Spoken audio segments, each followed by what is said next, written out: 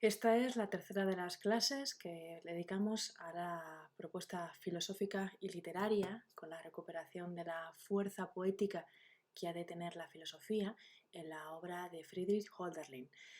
Antes de seguir, desearos a todos y a todas un buen día. Hemos acabado el Hiperión en la anterior clase, esta etapa que es en muchos sentidos ahí donde encontramos dos textos muy importantes, ¿no? El más antiguo programa del ideísmo alemán, escrito entre Schelling, Hegel y Hölderlin. Acordaos que está escrito en el 96-97, no se sabe muy bien, y la novela Hiperión del 95, aunque luego ya sabemos que hay algunas modificaciones, ¿no? Fijaos qué importante era en este caso cuando hablábamos de que hay una conciencia de que hemos perdido la conexión con la naturaleza, que hemos perdido la conexión de una naturaleza de la que formamos parte, ¿no? De esa naturaleza que remitía al mundo griego, de una naturaleza en la que éramos parte de un mundo, de una unidad, no hay nada fuera, solo tenemos esa naturaleza, esa sustancia, si queréis por decirlo con Spinoza, Heinka y Pan, en el que queremos ser uno con todo y ya no podemos.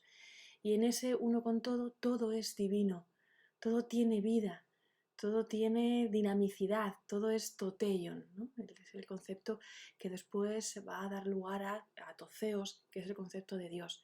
Pero en este concepto de toteion, acordaos que no se trata de que haya un Dios del trueno, sino que el trueno es el Dios. No se trata de que haya un Dios del mar, sino que el mar es el Dios. No se trata de que haya un Dios del viento, sino que el viento es el Dios. Y por eso cada cosa es divina, ¿no? Porque cada cosa de alguna forma tiene esa vida, tiene esa dinamicidad, no es simplemente algo matematizable, algo que pueda ser entendido a través de formulaciones físicas, por ejemplo, ¿no? O de ecuaciones. Por eso en el Hiperión lo que encontramos es que precisamente la razón ha separado a Belarmino, la escuela ha separado a Bellarmino, a Hiperión de esta idea, ¿no? Acordaos de este fragmento que leíamos aquí. Vamos a ver si lo encuentro.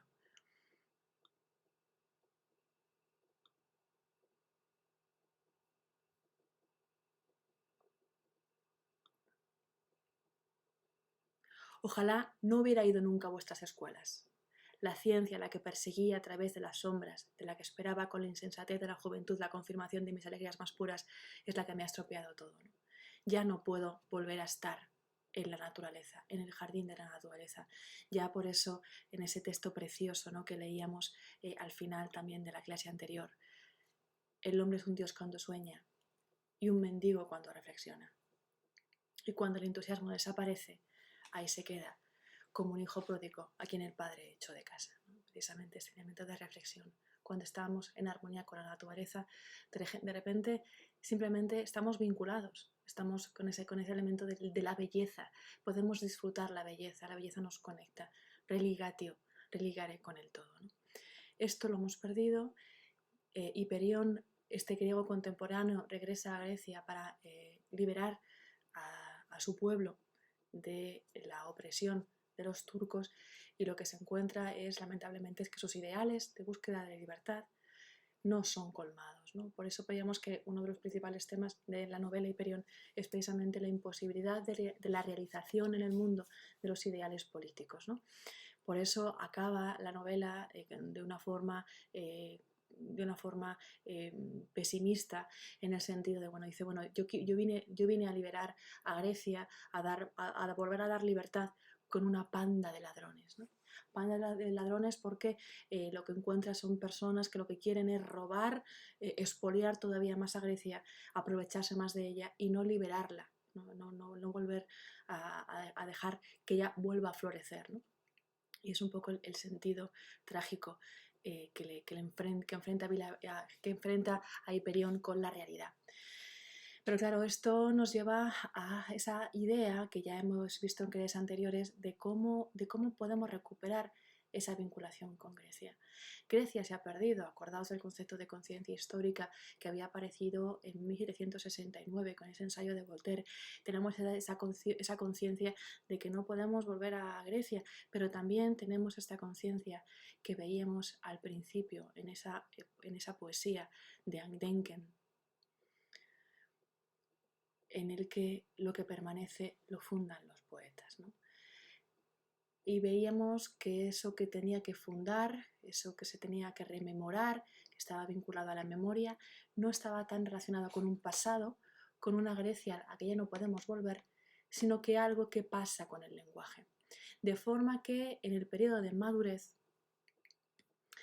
lo que vamos a encontrar un periodo de madurez que empieza más o menos a partir de 1800, hay una producción poética muy importante, para ver si encuentro la diapositiva aquí. Hay una producción poética muy importante por parte de Hölderlin. Vais a encontrar los grandes poemas, ¿no? Desde Andenken, que es el texto que es el poema que da título a nuestras lecciones, hasta Pan y Vino, hasta la novela, los versos que vamos a comentar, que son muy bonitos, ¿no? Que espero que os gusten mucho, que es el archipiélago, ¿no? Es donde vamos a encontrar ese intento de respuesta de qué pasa con Grecia. De tal manera que en el tiempo del poema, os decía, no es que de repente viajemos hasta el pasado, sino que en el tiempo del poema, de repente, Grecia acontece. Grecia vuelve al presente. Grecia vuelve a tener vuelve a tener vida, ¿no? En ese sentido, acordaos que yo os hice una introducción en la primera de las clases, en la que os puse una pieza musical de Prokofiev. Me gustaría volver a recuperarla para terminar estas lecciones.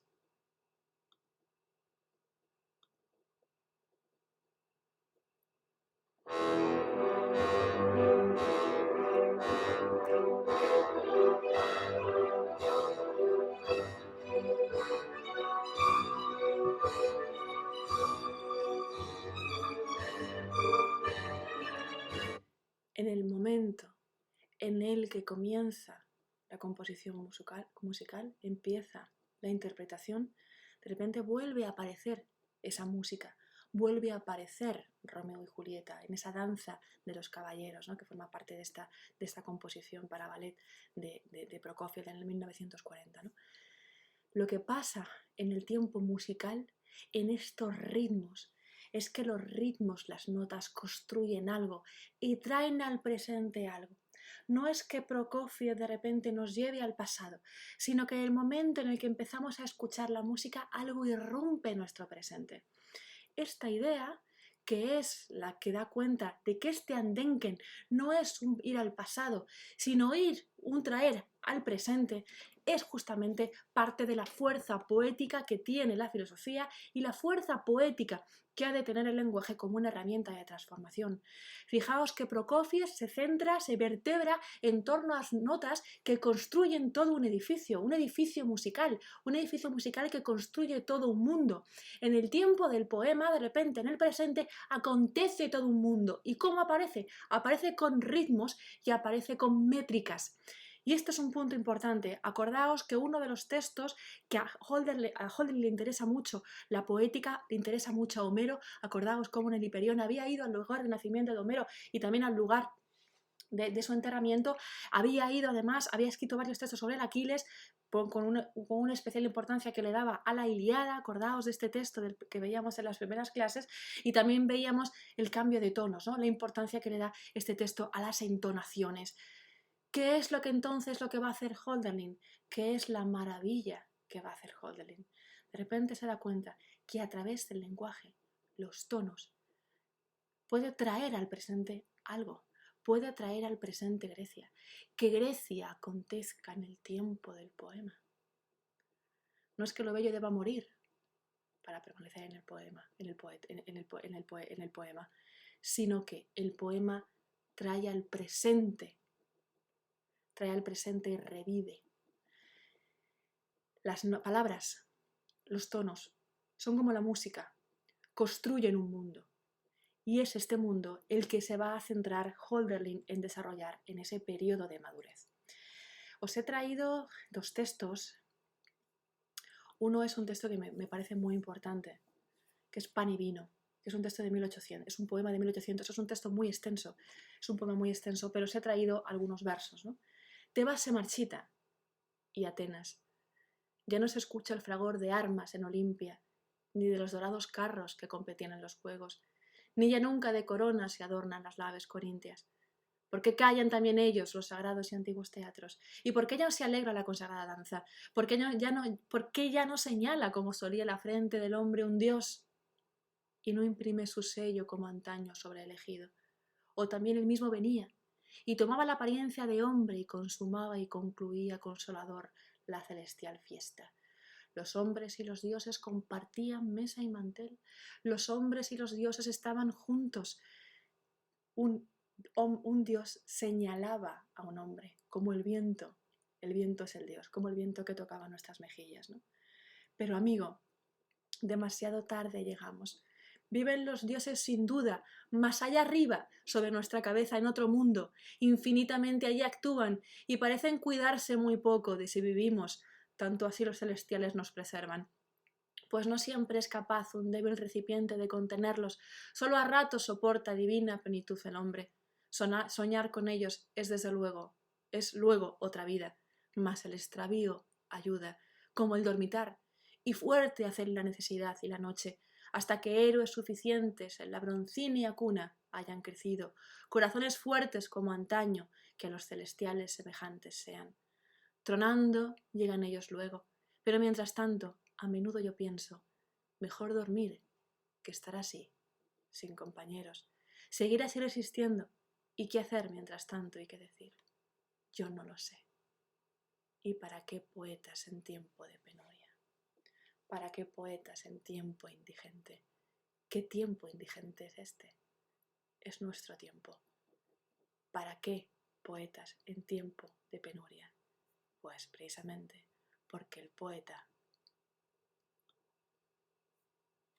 funda.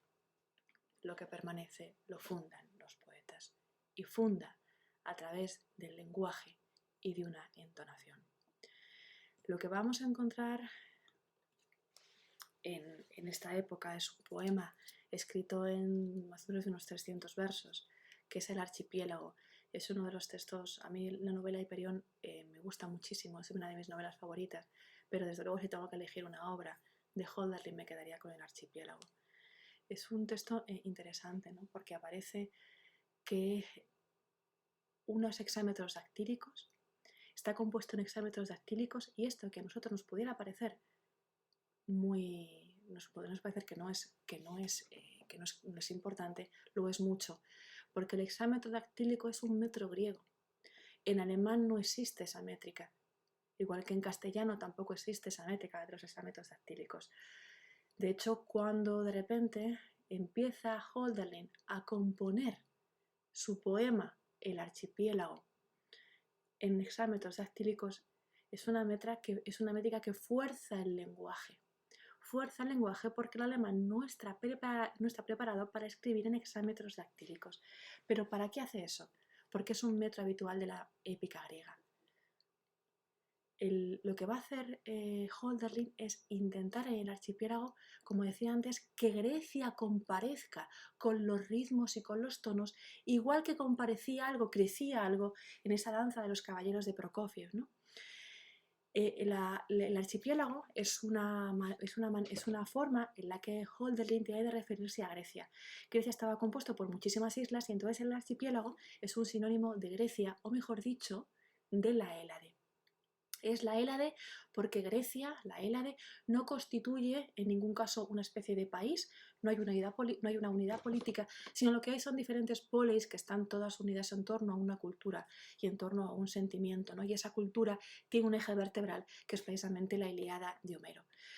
La Grecia que va a recuperar o que va a intentar conjurar Hölderlin en su poema es la Grecia de Pericles, en torno sobre todo a una batalla, la de Salamina, en la que por primera vez, dice Hölderlin, y así lo cree en esta Grecia idealizada, se une todo el pueblo, los campesinos, los aristócratas, los basileus, por hablar un poco anacrónicamente, ¿no? Los mercaderes, Sófocles incluso, se unen todos, hay un sentimiento de comunidad que lucha contra los persas. ¿No? En el momento hay una relación de antagónicos y de enemistad muy larga entre el pueblo persa y el pueblo de la Hélade, y entonces en la batalla de Salamina Jerjes manda a todas sus naves para derrocar, para combatir a la Hélade, para obtener una victoria, y de repente todo el pueblo se une, y en la batalla de Salamina lo que hacen es triunfar, ¿no? Vencer al pueblo persa. Cuando eso pasa, Hölderlin se hace una pregunta muy interesante, ¿no? Cuando eso pasa, gracias a Pericles, de repente aparece este comienzo de oro, este periodo dorado de la filosofía, del pensamiento, en el que acontece la democracia, hay aparece el arte, el arte del, por ejemplo, del Partenón, aparece el Discóbolo de Mirón, aparece Fidias, aparecen las grandes tragedias áticas, aparece la filosofía de Platón, aparecen las grandes obras, las grandes cumbres del periodo griego. Así lo ve Hölderlin, y entiende además que esto tiene lugar precisamente porque todos los miembros de la Hélade se han religare, ¿no? se han unido. Por eso veíamos esos textos de la importancia de esa religión estética. Una religión estética que precisamente produce un sentimiento de comunidad, gracias precisamente a la Grecia de Pericles. ¿Qué Grecia entonces conjura Hölderlin? La Grecia de Pericles. Hay varias ideas importantes, ¿no? Os decía que de repente va a aparecer una vinculación entre Grecia y Europa, ciertamente, y Dionisos y Cristo. Ciertamente Grecia se ha perdido, pero puede ser conjurada, y la tarea del poeta es poder construir una nueva Grecia transfigurada que se encarna en la figura de Germania, ¿no? Pero es una figura de Germania que lucha por la democracia y lucha por la libertad, ¿no? La democracia en la forma republicana, como veíamos en otros momentos, ¿no? Grecia entonces tiene que revivir en el poema a través de su propia sonoridad, a través de los ritmos, a través del lenguaje poético. De ahí la importancia de esta métrica griega. Os he traído una lectura que hace Agustín García Calvo de la Ilíada, en el que precisamente está leyendo los hexámetros dactílicos. Vamos a ver cómo suena. Los dioses en esto ante Zeus parlamentaban sentados en estrado de oro, y allí juventud soberana a las manos néctar les escanciaba.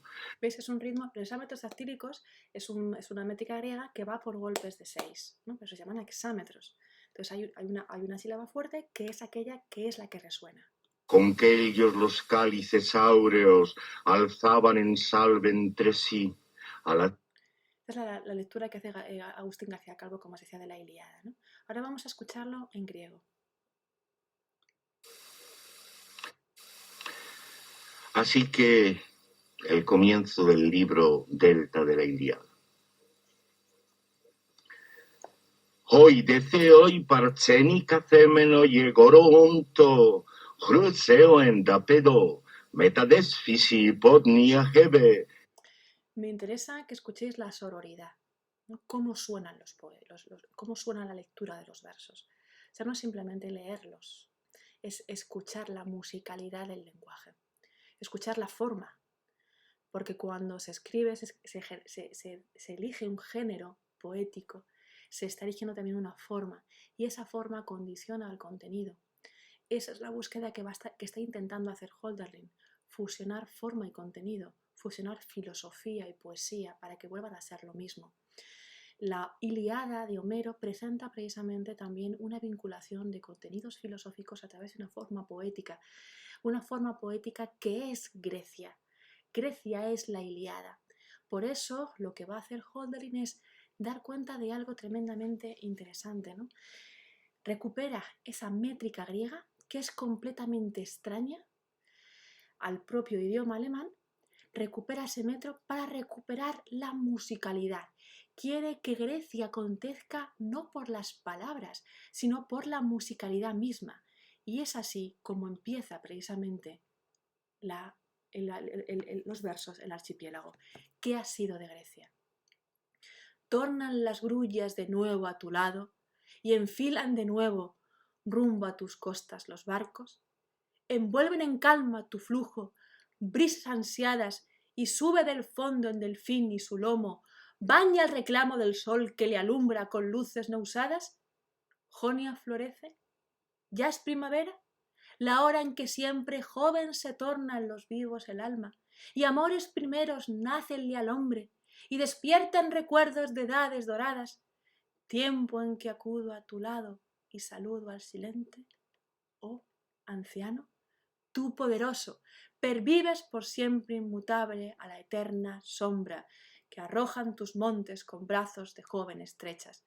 Fuerte tu tierra amorosa, y ninguna de todas tus hijas, islas amadas, perdiste, pues siguen cubiertas de flores.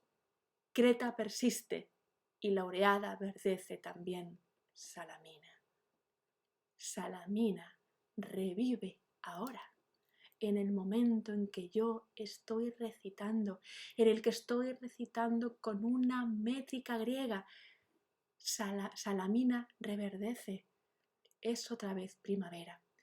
En el vocabulario, en la forma, la utilización de términos que hace Hölderlin, hay una combinación entre unos elementos que tienen que ver con la ilustración, con esta creencia de que tiene que haber una educación de los seres humanos para que haya un progreso.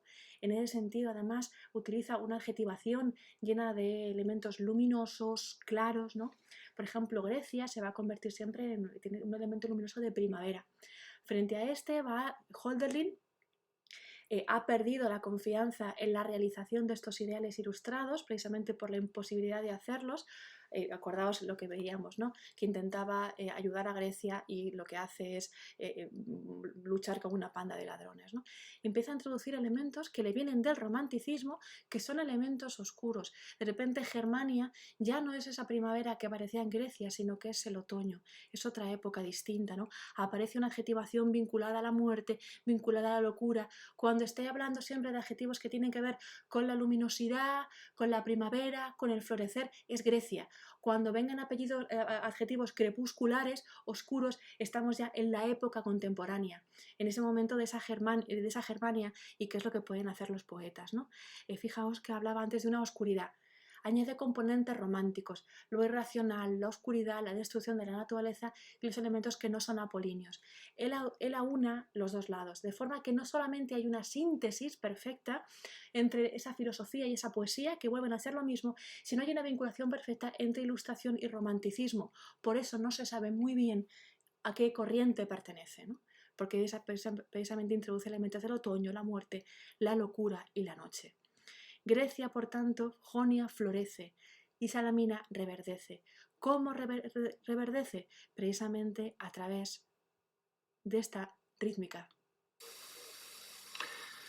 Así que tenikazemeno yegoronto, cruceo en dapedo, metadesfisi podnia hebe, néctare woi no howei. ¿No? Es lo mismo. Tornan las grullas de nuevo a tu lado y enfilan de nuevo rumbo a tus costas los barcos.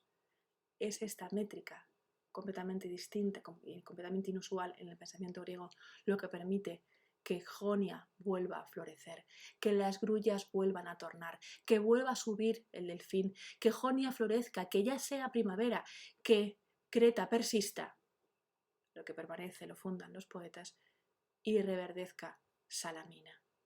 Entonces fijaos que Grecia acontezca en el tiempo del poema, que Grecia acontezca, que se venga al presente, que venga de nuevo, como Prokofiev, ¿no? Tendemos a entender que el recuerdo es simplemente irnos al pasado, mirar hacia atrás, pero si no se trata de mirar hacia atrás, si no se trata de construir desde el presente, haciendo presente, que cuando rememoramos lo que hacemos es traer al presente algo y le volvemos a dar vida y le volvemos a dar sentido, y por eso no somos conscientes de lo que hemos perdido y de lo que podemos llegar a hacer. Por eso lo que permanece lo fundan los poetas, porque en ese tiempo en el que, como veíamos en Pan y Vino, de lo que se trata es ¿para qué poetas en tiempo indigente? Pues ¿para qué poetas? Pues para generar futuro, para construir poiesis, ¿no? para construir a través de la poiesis. Fijaos, hay una conciencia de que Grecia está perdida. Hombres piadosos en vano sus bosques sagrados reclaman. Nunca ya cogen solemnes victorias las puertas amigas. Nunca festivas saludan la vuelta de osaros viajeros. Nunca la madre Atenea les presta y abrigo en sus muros. Nada ya apunta brillando en la cima a los ojos que anhelan. Bien reconocen, no es tanto, las calles desiertas y mudas, tristes jardines de luto y el ágora en ruinas, pórticos rotos, columnas caídas y dioses que ruedan, hondo conmueven al alma del pueblo que es fiel a la prueba. Nueva alianza se juran uniendo sus manos con fuerza. Unir las manos. ¿Qué ha sido de Grecia? Grecia ha desaparecido. Ese momento de culminación ha caído, son solamente ruinas de la antigüedad, como le pasaba a Hiperión cuando estaba mirando esas ruinas, ¿no? Y se sentía, veía la Grecia actual con ojos sangrantes, ¿os acordáis, no? Ahora lo que encontramos es que fuera del poema sí que es verdad que Grecia no está. Sí que es verdad que lo que tenemos es ruinas y tenemos conciencia de esas ruinas, pero esas conciencias de ruinas nos permiten reconstruir algo. Podemos reconstruir algo en torno a los fragmentos que tenemos en el presente. Lo que tenemos son fragmentos de palabras, lo que tenemos son ecos de otro tiempo, ecos, ritmos, tonos. Quizá retomando esos ecos, esos ritmos y esos tonos, esos fragmentos, podamos entonces traer algo al presente, ¿no? Fijaos, esta conciencia de pérdida, sigue diciendo el poema, solo te sientes empero y escuchan en noche que calla, triste lamento las rocas, y a ratos la furia te estalla. Lanzan tus olas aladas al cielo, del mundo bien lejos, harto de ver que ya nunca te habitan tus nobles amigos. Pueblo que antaño en tu honor con ciudades y templos trenzara, bella guirnalda en tus ribas, pues siempre los héroes añoran, siempre requieren su lauro y corona, y el sacro elemento, honra precisa del fiel corazón de los hombres sensibles. Pero nunca te habitan tus nobles amigos, ¿no? Nunca te habitan tus nobles amigos. Ya no están. Se han ido, ¿no? ¿Cómo los traemos? Lo que tenemos entonces es el olvido, ¿no? Es el olvido de aquella Grecia. Y son esos fragmentos y esos ritmos lo único que nos queda, ¿no?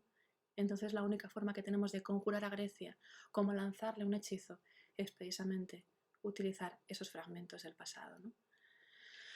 Ay, mas los hijos de Madre Fortuna ya pisan piadosos tierras de ancestros. Se van a olvidar del destino los días junto al Leteo. Leteo, Lezos, olvido, es el río del olvido del Hades. No basta traerlos de vuelta al alelo. Nunca mis ojos podrán ya mirarlos, y nunca ya hallaros puede por miles de verdes veredas, divinas figuras, triste paseante que os busca. Paseamos por Grecia y ya no encontramos Grecia, ¿no? Ya nunca mis ojos podrán mirarlos. No, tus ojos no podrán mirarlos. Pero precisamente es ese dolor, nostos algos, lo que nos permite traer a Grecia, no como fue Grecia, sino como sentimos a Grecia, recuperando precisamente esas entonaciones. Grecia ya no es familiar, ya no puede sernos familiar, porque ya no somos griegos. Pero esa extrañeza es la que tiene que dar cuenta. No podemos hacer arte imitando el mundo griego, porque no somos griegos, porque no tenemos la misma sensibilidad, y tampoco podemos hacer como si nada.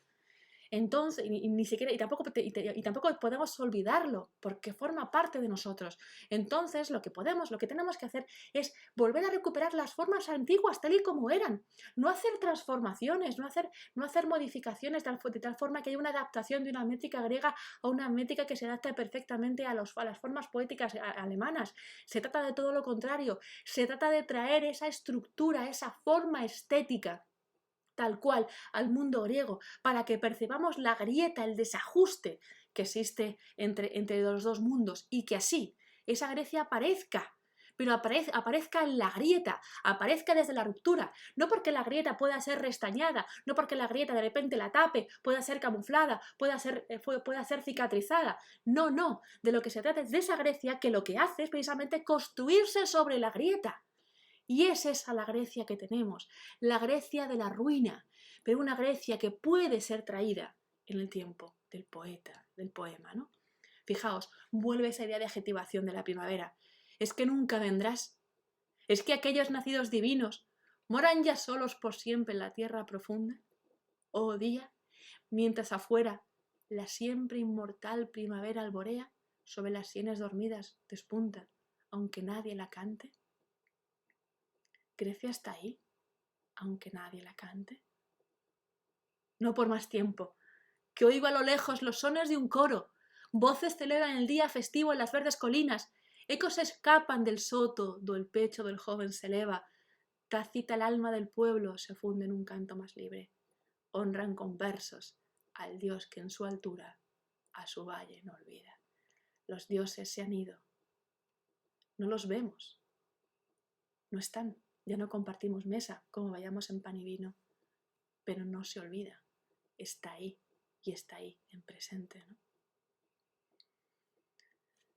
Vuelves ahora a mostrarte a tus hijos cual cumben perfecto.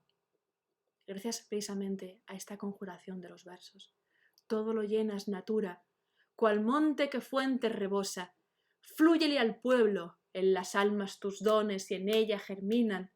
Luego, vosotras, oh dichas de Atenas, hazañas de Esparta, templos gloriosos de Grecia en su flor, cuando llegue el otoño, nuestra época. Grecia, otoño es Alemania, es Germania, es 1800. Y maduras las almas de tiempos antiguos, todas regresen, pues mira, ya el año veloz se consuma. Luego una fiesta, a los días pasados también se celebre. Mire de nuevo la Hélade del pueblo, y en llantos y en gracias, dulces recuerdos, transcurra gloriosa jornada de triunfo. El triunfo no es volver a Grecia. El triunfo es darse cuenta de esa ruptura, asumirla, aceptarla y traer al presente. Y si se atrae al presente es porque hay una apertura, es la apertura de los tiempos, es la apertura que indica que la cosmovisión se ha roto, que ya no estamos integrados con la naturaleza, pero quizá por un momento podamos aproximarnos a esa conexión de nuevo, ¿no?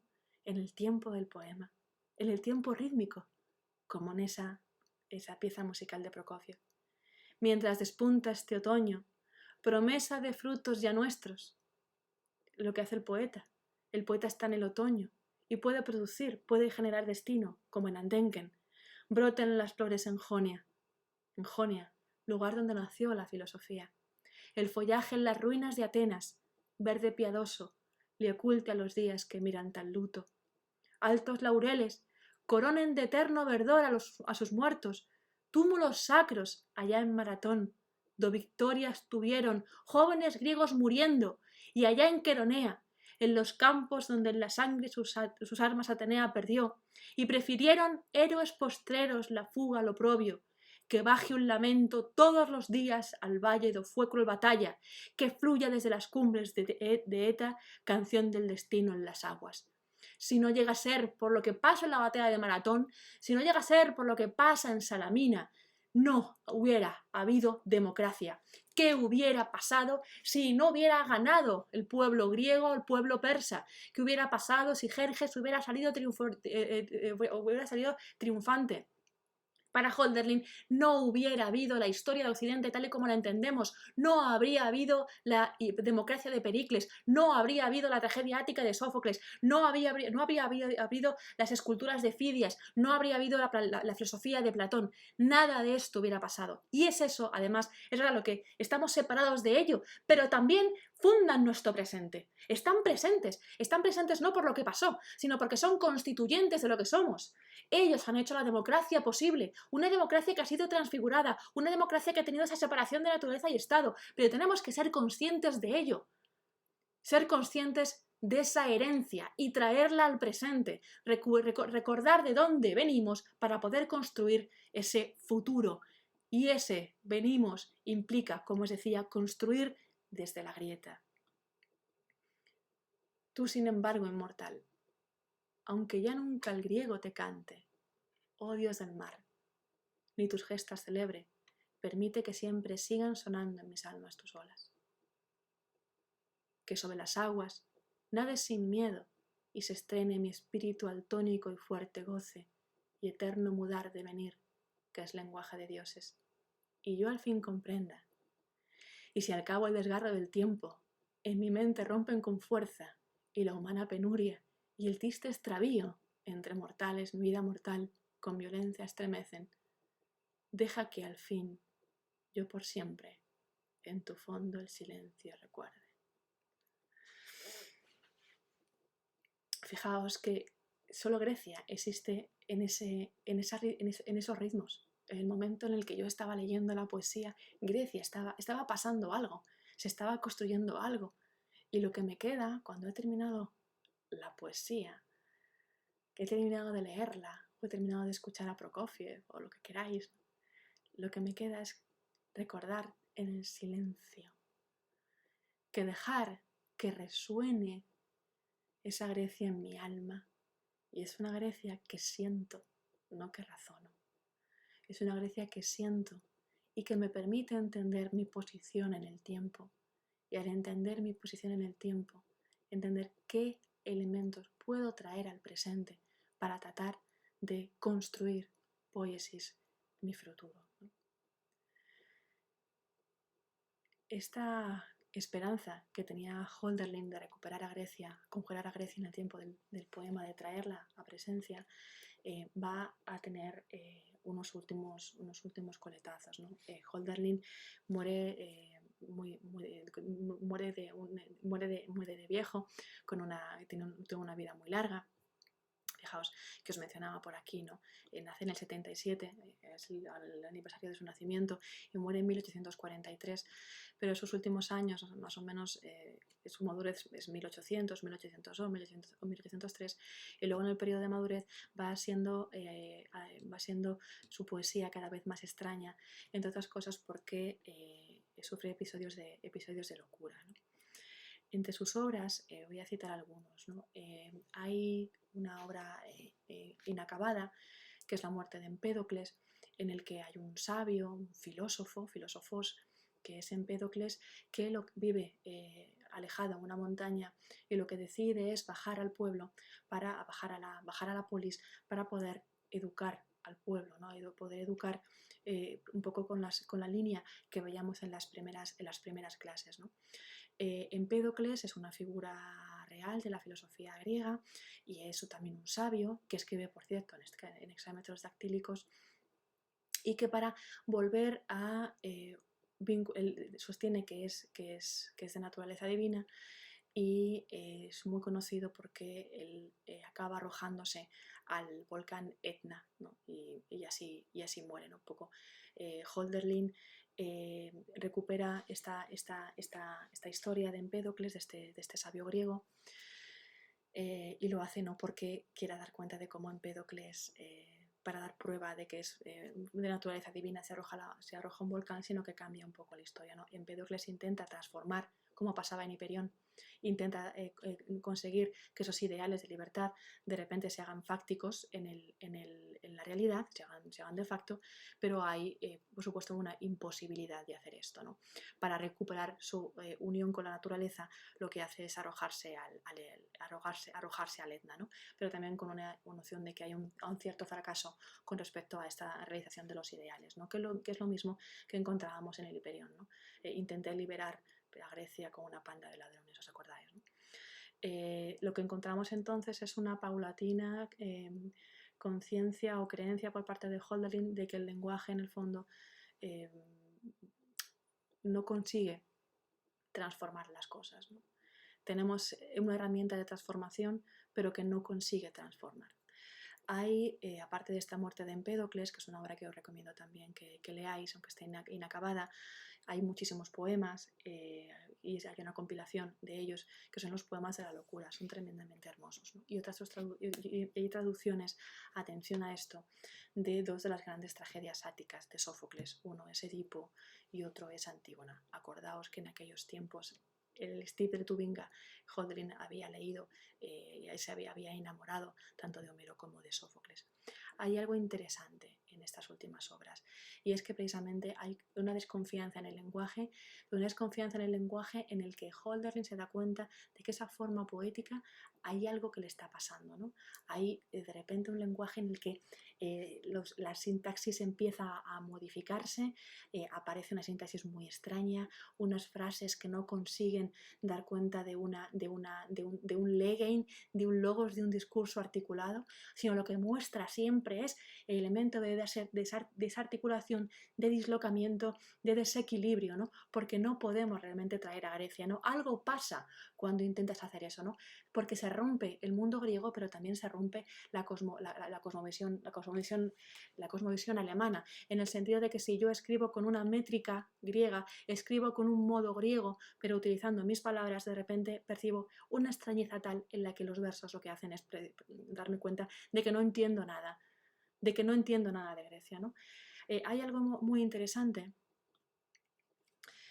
en estos textos, ¿no? En primer lugar, como os decía, en Empédocles hay una frase muy conocida, unos versos muy conocidos que dice que no es tiempo de reyes, ¿no?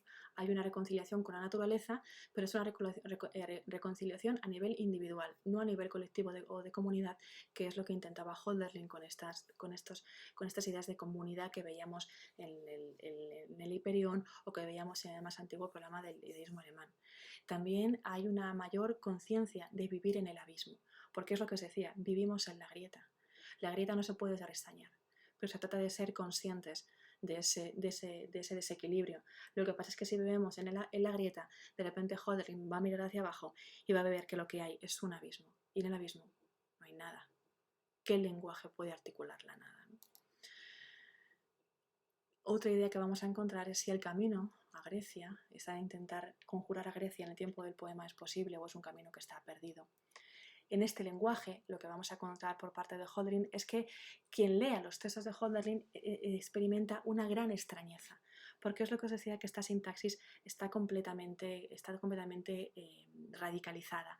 De hecho, la locura que padece Hölderlin está relacionada con un trastorno muy curioso con el lenguaje, ¿no? No se expresa bien, expresa frases sin sentido e incluso llega a cambiarse el nombre. Luego lo vamos a ver después, ¿no? También lo que sí sigue perdurando en su idea es la creencia de la República Democrática como modelo político. Lo que pasa es que empieza a pensar que no es posible, ¿no? Y donde se va a ahondar, y este es el punto importante que me parece relevante destacar en este último Hölderlin, son las simas que experimenta el lenguaje. El lenguaje no es simplemente una red que construye, sino que si se construye sobre el abismo, el lenguaje también presenta vacíos y oquedades que nos llevan hacia el abismo, ¿no? Precisamente no solamente por las palabras, sino por la estructura o por la sintaxis. Una sintaxis que es inconexa, y si es inconexa es que le faltan cosas. Si le faltan cosas, tiene vacíos. Hay algo que no puedo aprender, que no puedo aprehender con H, ¿no? Que no puedo agarrar en esa red, ¿no? Fijaos que algo que va a hacer, y es lo que van a decir que está loco, ¿no? Es hacer unas traducciones de Edipo y de Antígona. Es una traducción muy curiosa porque por primera vez Hölderlin se adelanta muchísimo a su tiempo y traduce las obras de Sófocles respetando la métrica griega, la forma griega, la sintaxis griega, de forma que cuando él escribe, utiliza la forma estética griega y lo que hace es simplemente traducir las palabras. O sea, pone la estructura y en esa estructura, fijaos, pone la estructura de la métrica griega. A ver, lo veamos por aquí. Vamos así.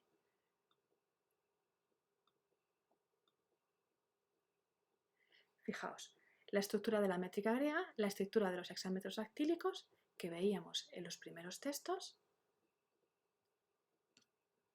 que son estos de aquí, los golpes de 6, ¿no? Y lo que tenemos, el hexámetros dactílicos en este caso, como veíamos en el archipiélago, pero luego también en la tragedia, va a respetar también la forma griega.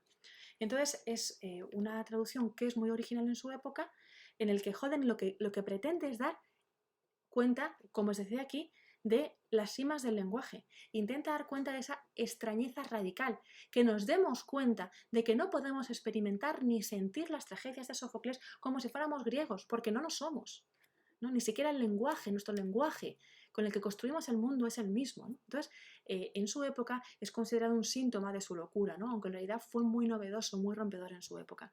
Fijaos, ¿no? En esta traducción vemos el texto griego de Sófocles, vemos el alemán con la traducción que hace Hölderlin, vemos la traducción oficial que podemos entender nosotros, que es bastante cómoda, y luego vemos la traducción que hace el propio Hölderlin, la traducción castellana del texto alemán.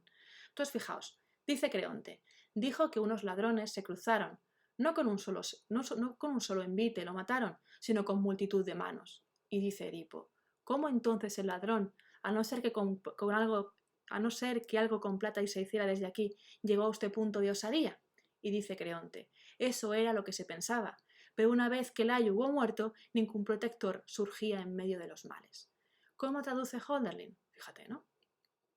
In hätten Räuber angefallen, sagt nicht eine Kraft zu töten viele Hände. Que le saltaron ladrones, dijo él, no una fuerza para matar, muchas manos. Fijaos la diferencia con la traducción adaptada a nuestra época y a nuestro lenguaje. Dijo que unos ladrones se cruzaron no con un solo envite, lo mataron, sino con multitud de manos. Y él traduce el texto griego tal cual es. Que le asaltaron ladrones, dijo él, no una fuerza para matar, muchas manos. Entonces, ¿cómo pudo? Sino por la plata lo hizo el ladrón, atreverse a tal audacia. Probablemente, sin embargo, cuando Layo pereció, no hubo ni uno que viniera a ayudar en medio del mal. Nos causa extrañeza, nos debe causar extrañeza, y es lo que intenta expresar Hölderlin, que el lenguaje no puede traer a Grecia, que el lenguaje no puede traer a Grecia en el tiempo del poema, que el lenguaje cuando trae a Grecia en el tiempo del poema, lo que experimentamos es el abismo, el vértigo de la grieta, de la sima, de que ya no somos griegos. Recuperamos a una Grecia, pero es una Grecia rota, ¿no? De ahí también esa capacidad, esa idea de que sus propias composiciones poéticas, sus propios versos están rotos, ¿no? Os traigo un texto en el que Hölderlin, sin embargo, tiene elementos en los que sigue pensando que es ciertamente posible intentar conseguir esos ideales de libertad, aunque no sabe muy bien cómo, y escribe algunos textos en ese sentido, ¿no? Cuando se nutre el hombre de sí mismo y el porvenir contempla, es como cuando un día de otros días se diferencia, y excelso se inclina el hombre hacia ese porvenir, alejado de la naturaleza y sin envidia, como solo en otra enorme vida, alrededor de la cual verdéase la primavera, el verano alegre se detiene, hasta que el año rápido desciende hacia el otoño, y sin cesar las nubes nos envuelven. Acordaos que la primavera es Grecia y que el otoño precisamente es Alemania. El verano es esa decrepitud, ¿no? Humildemente escribe Hölderlin Scardanelli. Se cambia el nombre. Por tanto, de un momento en el que consideramos con Hölderlin que lo que permanece lo fundan los poetas y que tenía que ver con esta musicalidad con la que Prokofiev consigue que de repente vuelvan a danzar los caballeros cada vez que ponemos esta pieza musical, que había llegado entonces a creer, a estudiar pormenorizadamente a esta Grecia de Homero con estos cambios de tonos, que le lleva a intentar no desde una concepción en la cual el género poético, el género que es una novela epistolar del Hiperión, da cuenta precisamente de esa ruptura con la naturaleza, ¿no? En la que de repente nos despeñamos, dice Hölderlin, ¿no? Dice, a ver, aquí está. A menudo alcanzo esa cumbre belarmino, pero un momento de reflexión basta para despeñarme de ella. Medito y me encuentro como estaba antes, solo con los dolores propios de la condición mortal, y así lo ve el corazón. El mundo eternamente uno desaparece. La naturaleza se cruza de brazos y yo me encuentro ante ella como un extraño y no la comprendo. La desaparición de la naturaleza implicaba que Hölderlin había podido traerla y reconstruirla a través precisamente de esa métrica griega, porque Grecia comparecía. La naturaleza desaparece, lo uno desaparece, Grecia desaparece, pero ¿cómo podemos volver a recuperarla? Sintiéndonos cerca a través de la métrica griega. Tornan las grullas de nuevo a tu lado y enfilan de nuevo rumbo a tus costas los barcos. Envuelven en calma tu flujo, brisas ansiadas. Claro, el poema termina con este silencio. Deja que al fin yo por siempre en tu fondo el silencio recuerde.